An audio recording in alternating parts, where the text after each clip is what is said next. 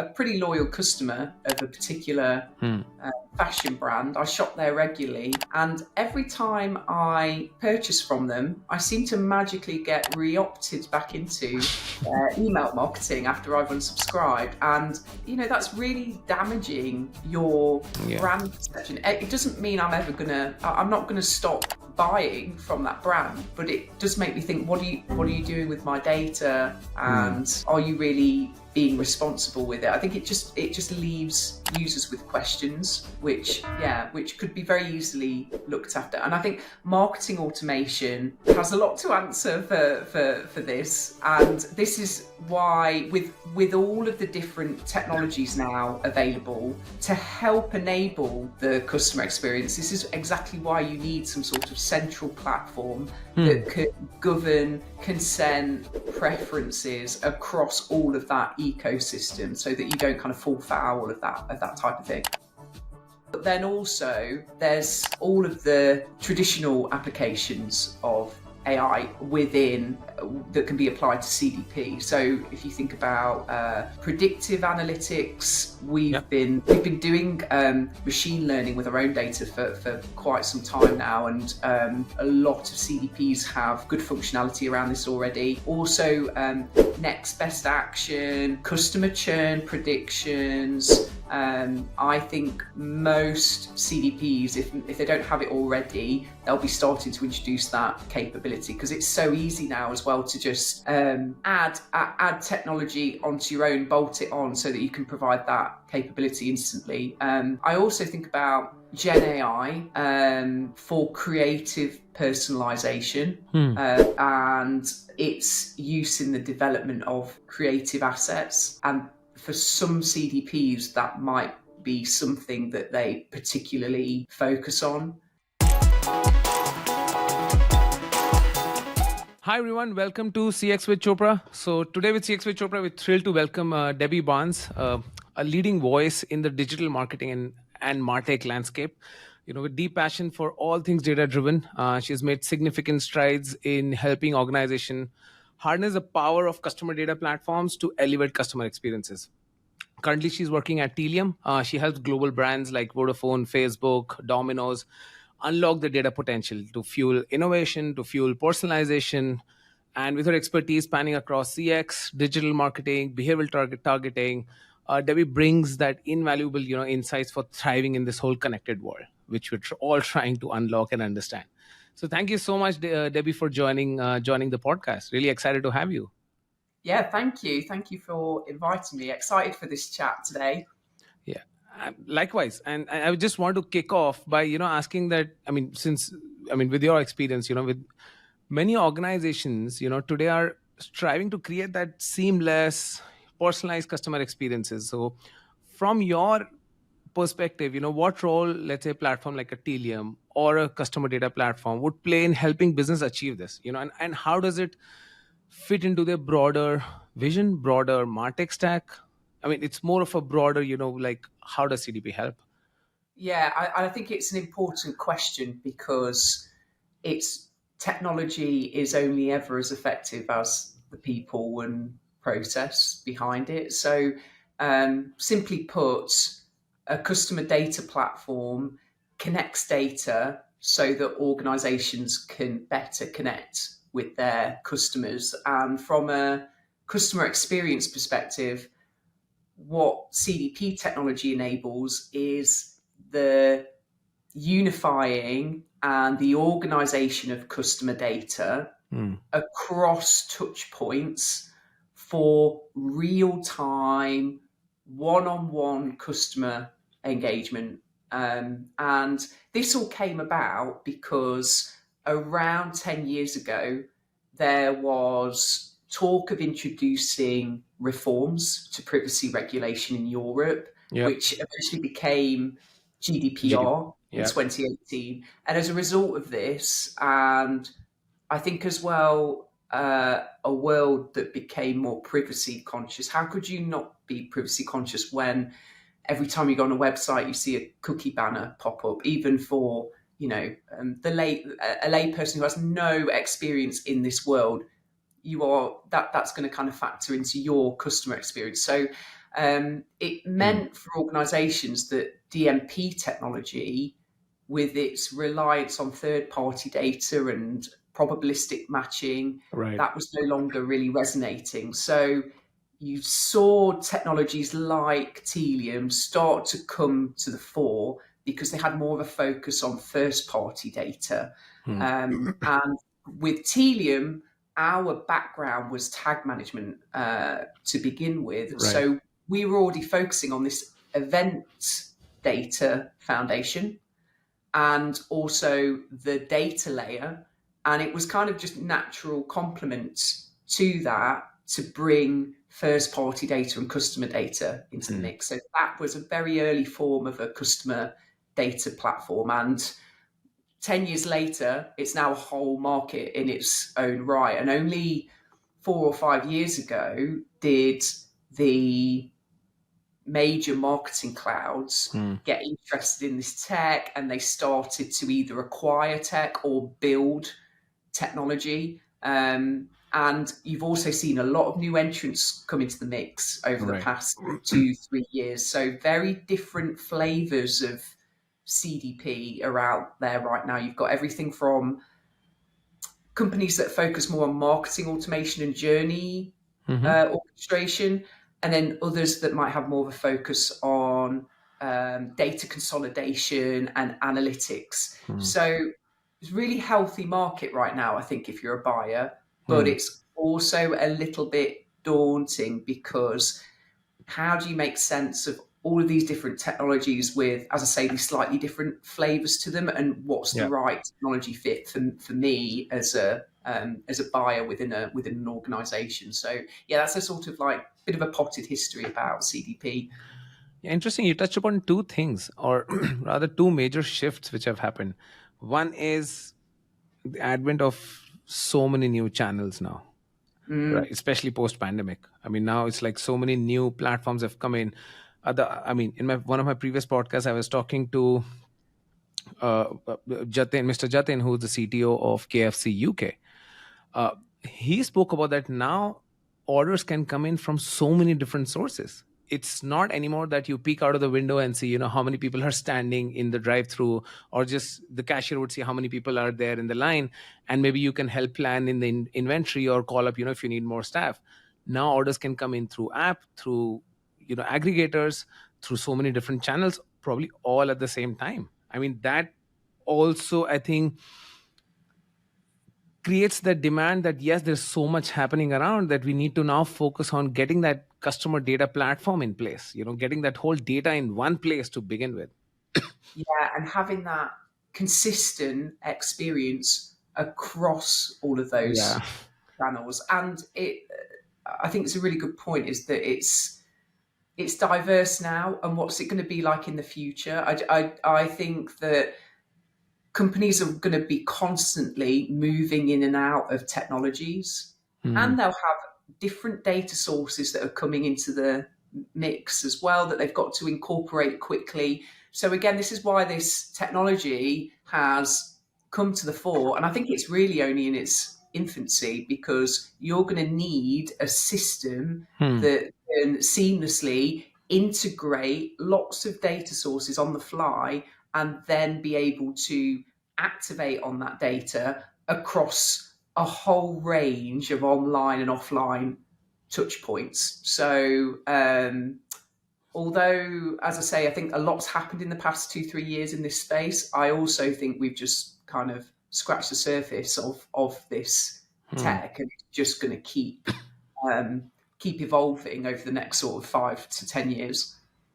It's interesting that you calling it like an infancy stage, because in most of the conversations I've had, the big promise of a CDP is customer 360, which everybody talks about. It's like, every organization who's probably getting onto that CDP bandwagon, they're like, we want customer 360 next month, without probably understanding that what does customer 360 probably mean in their context, or what does, that's the whole conversation about customer 360 versus an actionable customer view.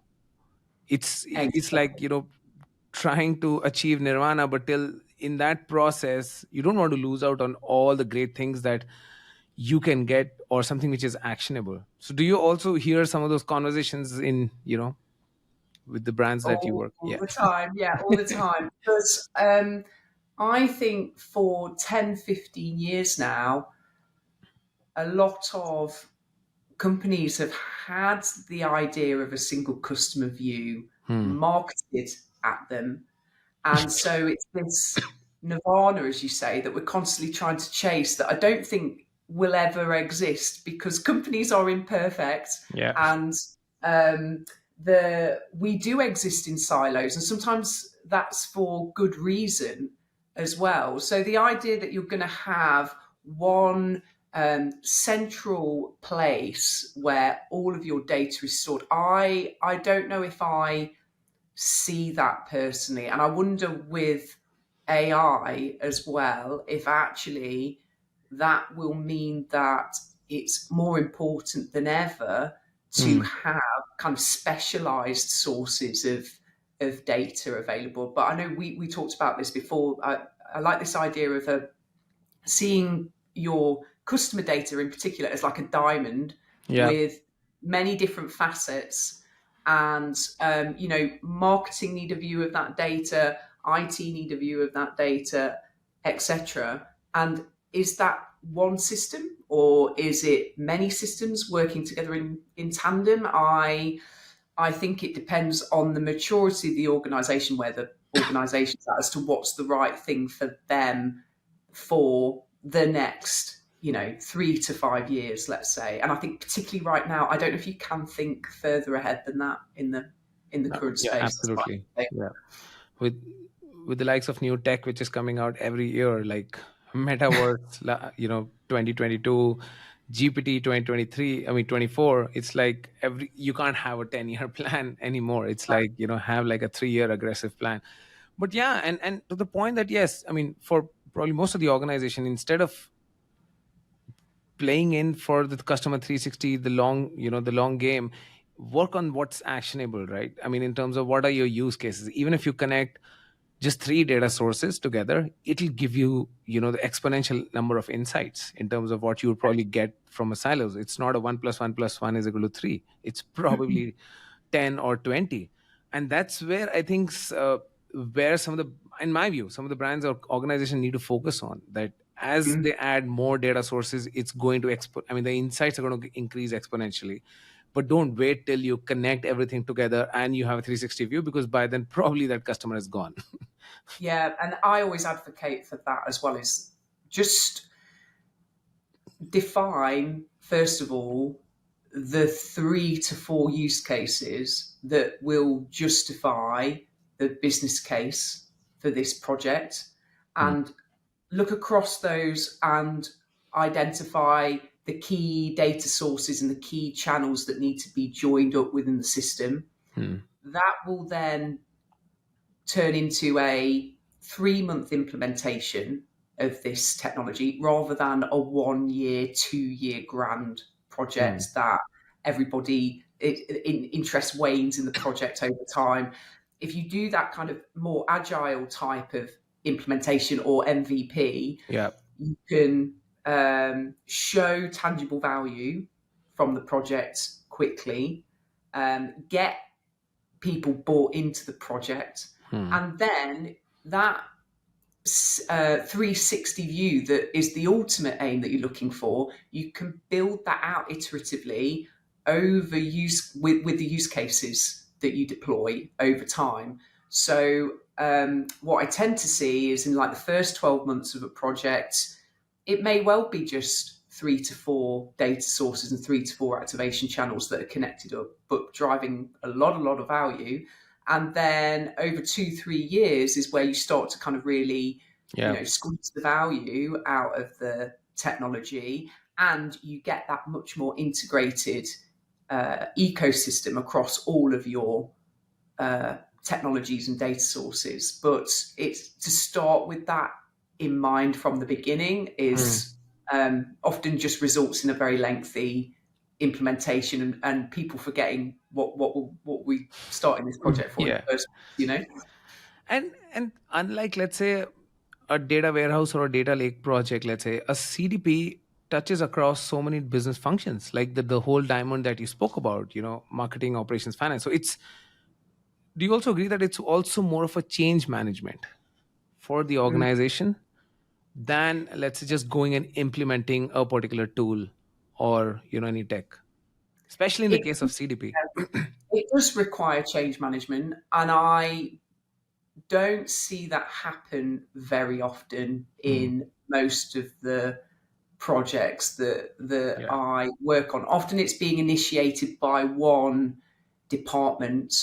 Um, which is marketing, I believe.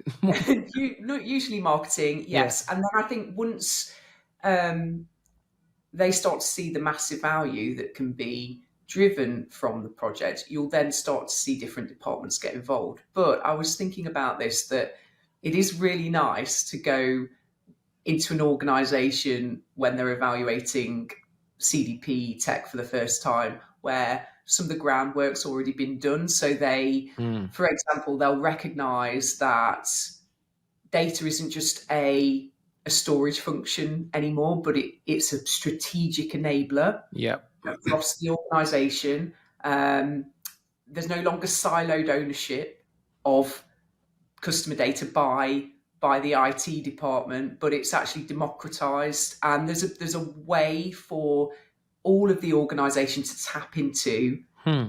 data and the importance of looking after it and being responsible with it is advocated for across the organization.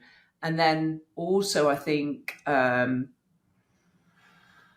organizations that recognize that when you prioritize customers' privacy Hmm. and their consent and preferences and the ethical use of their data, it's not just a regulation that you have to comply with, but actually it's a really good thing for the customer experience True. and gives a much more positive perception of your brand. So if an organization's thinking in that Yeah. sort of way, they'll see that a technology like Tealium is a perfect fit for them because it gives them all the flexibility Hmm. that they require to enable their strategic goals through easy integration of both existing and future data sources and existing and future channels. But often we come into a company that will be evaluating this technology for the first time, and I think they'll be looking for a silver bullet and thinking that a technology will solve that. But it's only one part of the puzzle, and you've got to have Right. people It's and only an process there. enabler. Yeah. Yeah, and the you can tell straight away because if you've got heads of data, chief data officers, they've often done a lot of the groundwork for technology companies like us to actually put all of that framework in place to enable data to be used responsibly across the organization.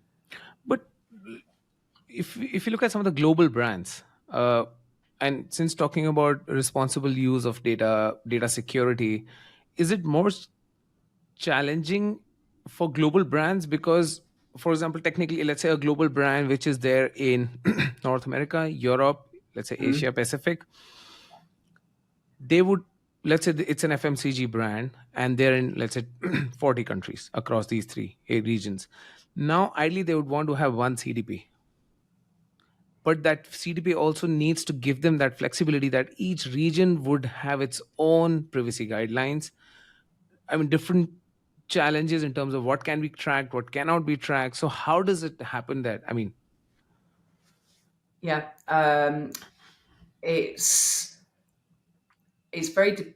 I mean, if that's an important consideration for Hmm. an organisation, then that should dictate the type of technology that they ultimately select and choose. Because I think some tools offer endless flexibility Hmm. with that.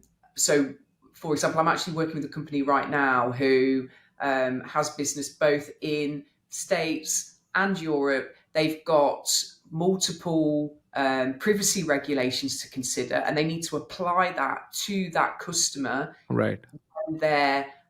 um, when they are interacting with a brand in that region. But what they Right. also want to do is to be able to look at their data across all of their brands and across regions and territories and try and get some insights out of it as well. So the data and analytics CDPs have a lot of capability within them to enable that. Also, you've got to think about what's the interaction between my CDP and my consent management platform as well. Who's taking that role on? So that And consent management can sit on top of that CDP and apply that whole privacy governance layer for that exactly, particular. Yeah. what I often see is companies tick that box. Oh, we've got a OneTrust or a Didomi in place, but then the user's consent and preferences still can't be acted upon in real time. So the might take 7 days to consolidate that data across the organization. Yeah. But as a user, I don't understand that. I'm just expecting that when I say no, thank you, I don't want to receive that it should automatically happen. And Right. again, it's a really good reason to start to think about what's the customer's experience with privacy and consent, and how can I improve that to actually improve the perception of my brand overall as well. So there's a lot of different considerations with it. And with the whole talk about the whole cookieless future, and I mean, I think it's a no-brainer now that brands know the importance of first party data. Like it's pure gold. And if you're sitting on first party data and not have an actionable view of the customer, I mean, then it's like you're losing out of so much, that you can already, the benefits that you can already reap. So in all of that, so in your conversation, is it more about, because we are talking about having that view first party data, which means there's a dependency on the end customer to get that data. So there has to be a trade-off in terms of what the brand has to offer to the customer, that I'm asking for your data. So how does that happen? Do you see and obviously, is there a different flavor to it for different industries, like a retail or healthcare versus an auto? Yeah, I think that's a really good question. So I think that starts with demonstrating transparency in data collection to begin with. So customers already feeling comfortable with knowing that data's being collected on them and what the reasons are behind that, and then introducing a value exchange in order to enable the further collection of data, and providing there needs to be a proper justification for the collection of that data as well. Right. Otherwise, customers won't buy into it.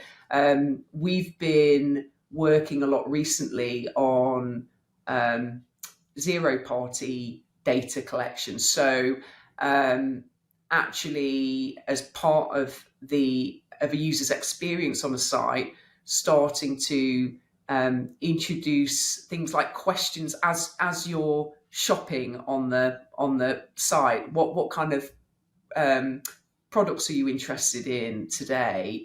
What kind of reward would you like to receive from us today? So actually collecting those kind of smaller data points that build up that more complete view of the customer and what they're doing right now, and then you can change and adapt the experience for them in the moment. I'm actually working with a customer right now who has just introduced on the guest checkout a very simple message which says, we see you've got this particular interest in this product, and would you now like to opt into this newsletter that's all about this one product? And they've had an amazing response to that. I mean, to To a me, newsletter. Yeah. yeah. So it's a complete. Yeah. It's once you've completed the checkout, and this is a very. It's actually around stamps. So it's a very, very niche product. So if Interesting. if you're a big fan of that particular product, And you've already bought, so you mean you're already in, yeah, yeah, interested in you're that. already interested. And the reason it's on the guest checkout is because it's easier to check out there, but they've identified that these particular buyers aren't opted into this one newsletter. So they then say, "Is this something that you would like to be you'd like to receive?" They get an amazing opt-in rate to that, and then the engagement rates, it's like 50% open rates, Wow. 18% click-through rates. So again, the idea that customers don't want to be, well, we don't, do we? We don't want to be bombarded with emails. Yeah. It really frustrates me when I am opted in automatically into something, and then I'm having to go to a preference center and turn everything off. But Right. I wonder if you ask users and make it part of the experience, what kind of impact that might have. And that'll also help the brand, because it will be interested users. So the feedback, I mean, the open rates, I mean, then you can do all your analysis that if the content is working, not working, because right now it's like you're bombarding everybody. So you don't even know who are the customers or your target audiences, let's say, and what's their response. So you're just playing, I mean, it's like shooting in the dark as compared to just having a calculated step towards what content to put in, what should be the frequency, which resonates with your end customers. It's not like you send every day, because that's also quite irritating. If any brand sends an email daily, I mean, it's like, I don't even want to buy from that brand now. Yeah, Yeah. yeah. And I was, this happened to me last week where I'm a pretty loyal customer of a particular Hmm. fashion brand. I shop there regularly. And every time I purchase from them, I seem to magically get re-opted back into email marketing after I've unsubscribed. And, that's really damaging your Yeah. brand perception. It doesn't mean I'm not going to stop buying from that brand, but it does make me think, what are you doing with my data? Hmm. And are you really being responsible with it? I think it just leaves users with questions, which could be very easily looked after. And I think marketing automation um, has a lot to answer for this, and this is why, with all of the different technologies now available to help enable the customer experience, this is exactly why you need some sort of central platform Hmm. that could govern consent preferences across all of that ecosystem, so that you don't kind of fall foul of that type of thing. No, makes sense. And yeah, and if, like you say in the example, so if the value exchange is very clear and transparent to the customer, I think then more number of people would opt in. They'll be more than willing to engage, what you have to offer, and then it's a win-win for both, as Mm. opposed to just using a particular tech to bombard the user, which probably work uh, in the opposite direction for what you intend to do it for, and and then you blame the tech later on. Yeah, Yeah. exactly. And again, it's that it's going back to, if with any technology that you introduce now, you've really got to make sure that you've got the resources, adequate resources behind it, to be able to Hmm. really make it a success and maximize the value from it. When you talk about resources, I'm sure AI is going to change the game in coming years, if not months, let's say. Mm. So where do you see the whole integration of AI capabilities in CDP? Is it more on the data integration or the analytics, or the whole agents coming into the picture in terms of taking the action on top of the data, which right now most of the business struggles to do? Yeah, I'm Or really the future excited. of, yeah, AI and CDP? Yeah, I'm excited because at Tealium, we're thinking about all the different applications of AI within our own technology, and with CDP technology as it stands today, but also we're thinking about how can this beautiful data set that the CDP holds, how can that be used to fuel customers' internal AI projects and initiatives? And we've already got customers that are experimenting with that today. So one customer is bringing in Tealium and integrating it with their chatbot LLM so that in real time it's providing more tailored responses to the customer based on their, in browsing, during their browsing session, what were they looking at, what products were they responding well to, what's their likelihood to purchase right now.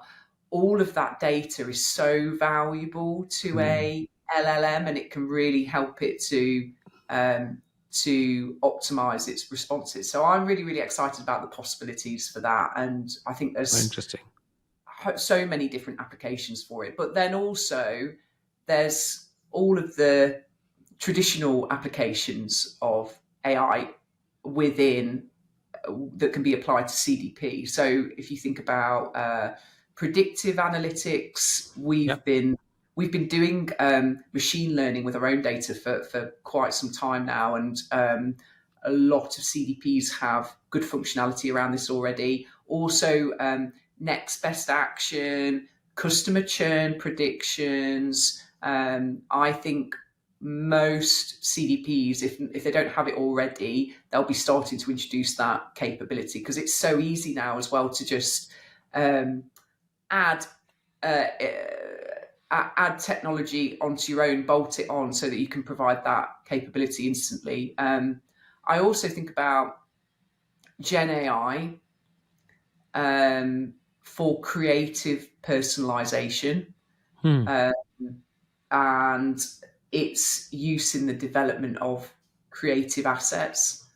And for some CDPs, that might be something that they particularly focus on.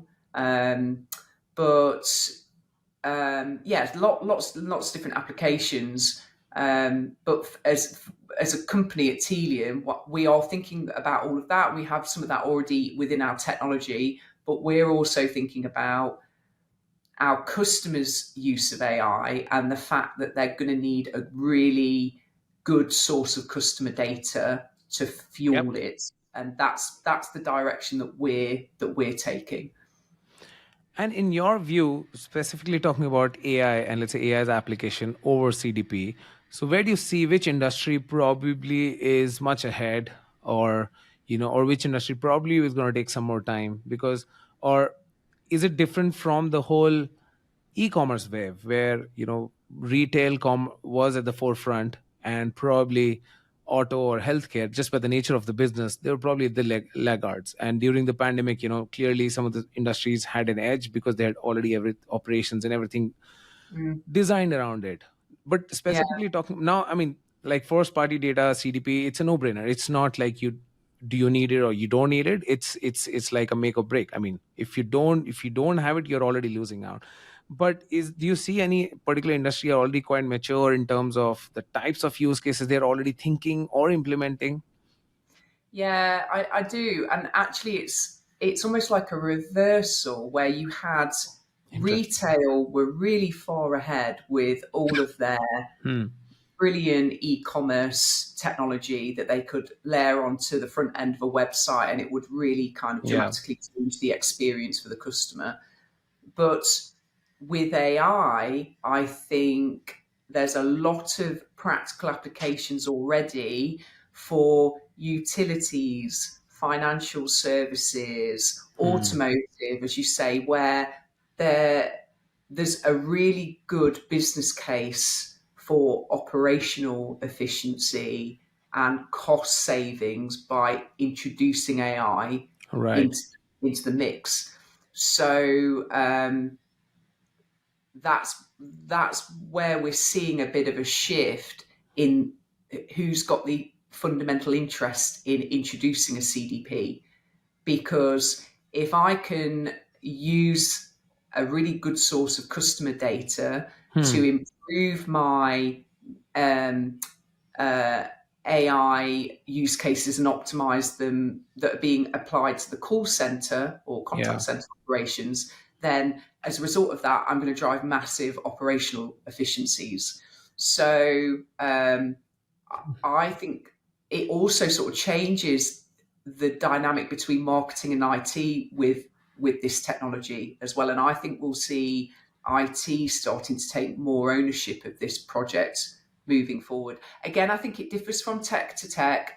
We at Tealium, we've had much more of a let's say our messaging has been more focused towards marketing traditionally, but I think that will shift over the next couple of years, and actually it will be IT that's initiating this project and recognizing that we need a very specific repository of our customer data that's actionable that we can use to help support our AI initiatives internally.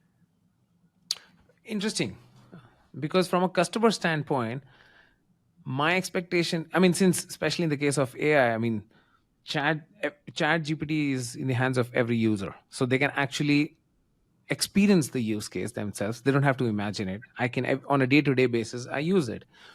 So from a customer standpoint, my expectation would be the other way around, that it should be the retailers who should be implementing AI to begin with to match my expectations, because maybe that's where I interact the most. Probably I'll buy a car, let's say once in 4 years, or if it's healthcare, it's I mean it's need based. But retail, utility, or even the frequency of interacting with a retail or a utility brand would still be higher than a financial brand. So my expectation is the other. It's a different shift, probably from where we're seeing the maturity of those use cases.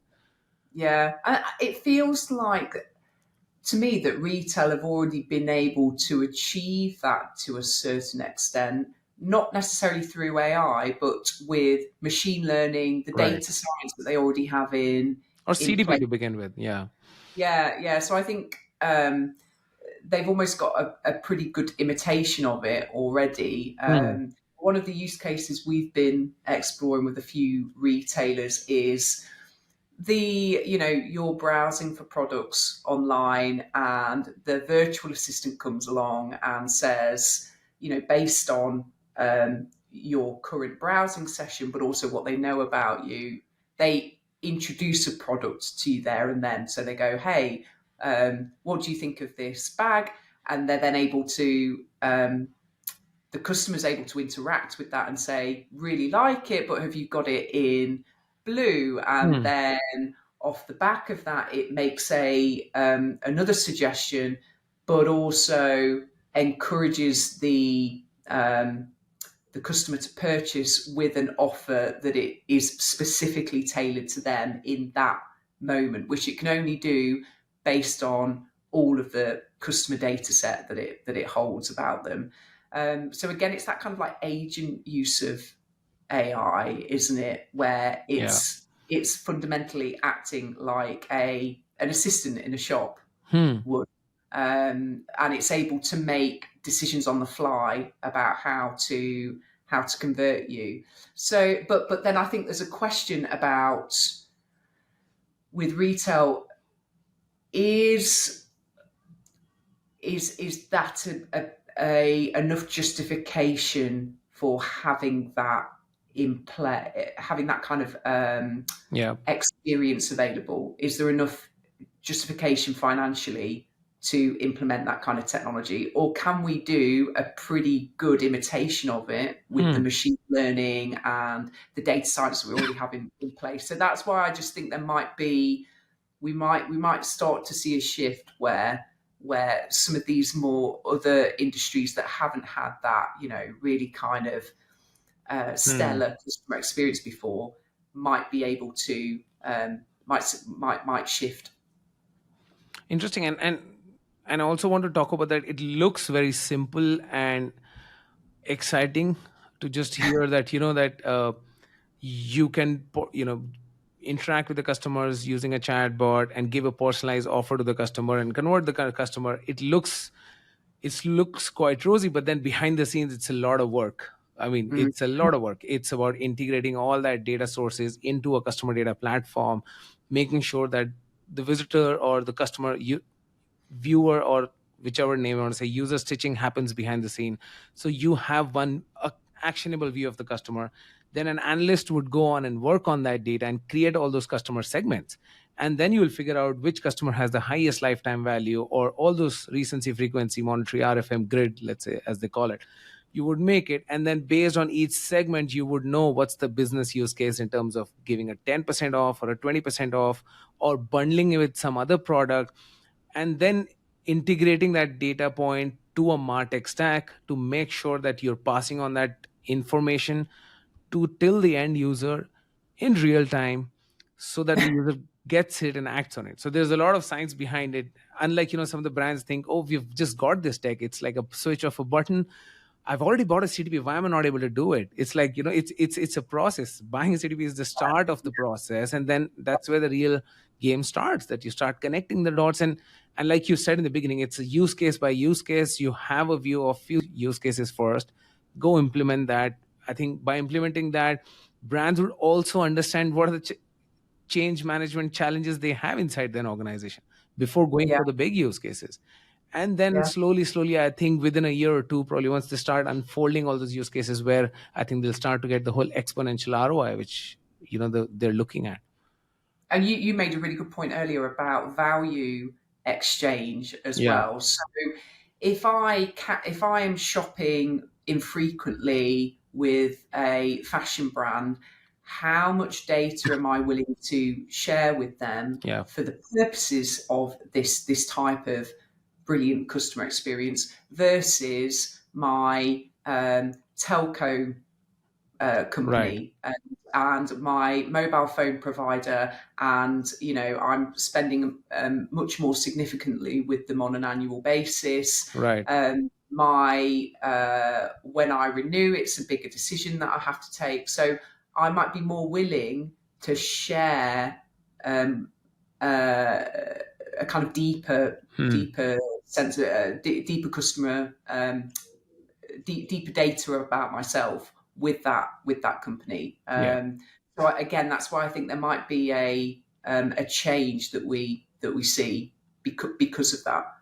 And add to that dimension of different segments of users. I mean, different countries, people who have different expectations, trust issues, different demographic. Like I said, Gen Z versus Gen Alphas. I mean, they're whole together a different ball game. I mean, Gen Alphas, they've never not had the internet. They were born with the internet. For them, if a brand is not doing personalization, probably they'll be surprised that, why are they Yes. giving me a generic content? They should already know everything about me. So I think it's an interesting learning curve as well for all the brands as well, that to understand their customers first. Where the customers, I think a tech like a CDP would first unlock that view, that you may think your target audience is this, but actually your audience is this. And Mm. then you start to understand, and probably what are their behaviors, what are their patterns, and then what would they like, what would they not like, how do you build that trust, and then have that value exchange with them. So yeah, I mean, tech Yeah, is an enabler, but then I think the brands, it's important, more important thing is how do they use it. yeah, and it's so scary how that generation are interacting across multiple browsers, devices, platforms, all at the same Same time, time, yeah. simultaneously, it seems. And like you say, there's an expectation on their part that this just happens, but at the same time, they are concerned about ethical and responsible use of data, Right, and they want brands to interact with them authentically. So it's right, a huge expectation is placed on companies to try and provide a consistent customer experience right. across all of those different channels that one customer is interacting with in the moment. And that's why it's more important than ever to Hmm. be able to have um, customer data that you can actually action upon. in real time, so that you can enable that experience for them. True. Yeah. No, awesome. I think it's a great I think topic to end this discussion on, but I'm sure there's more to do. But I loved it. Thank you so much for all the insightful discussions we have had in the last 45 minutes, and I'm sure everybody's going to learn a lot from this conversation. So thank you so much for joining CX with Chopra. Thanks, Arjun. Bye, everyone. Thank you. Thanks. Bye.